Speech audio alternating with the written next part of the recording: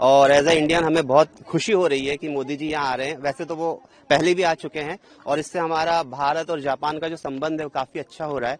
और अभी आप देख रहे हैं कि गत वर्षों में हमारी इंडिया की जीडीपी कितनी अच्छी हो गई है। 4th लार्जेस्ट इकोनॉमी हम हो रहे हैं, है ना। जीडीपी का भी हमारा जो काफी अच्छा है, 2030 तक 7.3 ट्रिलियन हम टारगेट कर रहे हैं। तो मोदी जी जो भारत का सपना साकार करने के लिए विश्व यात्रा पे चल रहे हैं, इसके लिए हम बहुत खुश हैं और एज ए इंडियन हम लोग स्वागत के लिए तैयार हैं और हम उनका बहुत अच्छे से वेलकम करेंगे और ये हम सब के लिए बहुत गर्व की बात है। मोदी जी कल आ रहे हैं, हम लोग भी कल जाने वाले हैं, तो हम मोदी जी का जोर शोर से स्वागत करना चाहते हैं। तो मोदी जी के लिए तो कोई शब्द ही नहीं है जो उन्होंने इंडिया का विकास किया है।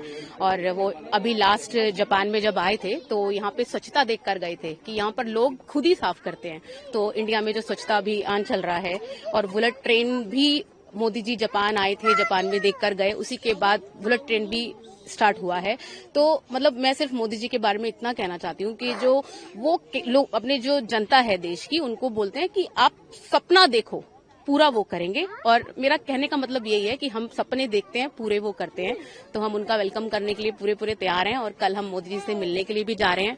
तो वेलकम मोदी जी, आप आते हैं तो हमारे दिलों की शान आन बान सब बढ़ जाती है। एक बात मैं और बोलना चाहूंगी कि मैं 17 साल से जापान में रह रही हूँ और 11 साल से मोदी जी हैं, मतलब मोदी जी की सरकार है।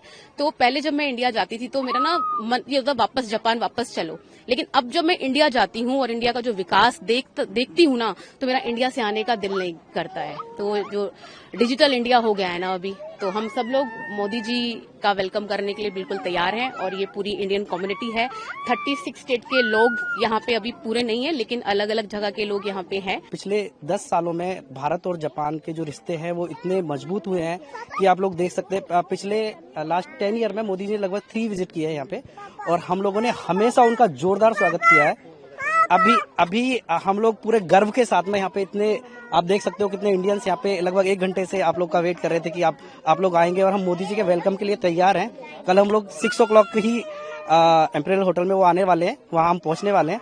और अभी रिसेंटली इंडिया और जापान के रिलेशन से रिलेटेड अगर बात करूं तो 50,000 पीपल का ये अपना टेक्नोलॉजी से रिलेटेड, तो जापान और इंडिया का एक कल हमको लगता है कि एक MOU साइन होगा जिसमें 50,000 लोग इंडिया से जापान आएंगे जॉब से रिलेटेड और वर्क स्किल को लेकर।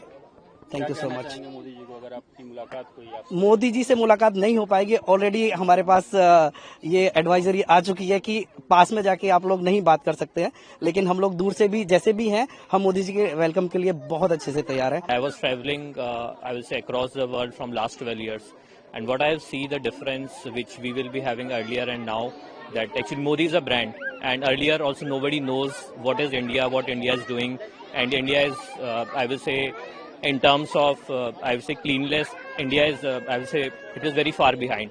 But after Modi came, he has bring actually many things into the country, and after that we are progressing a lot. And I will say in our world, or I will say in the entire world, we are having a different phase now, which we will be having around 10 to 15 years back.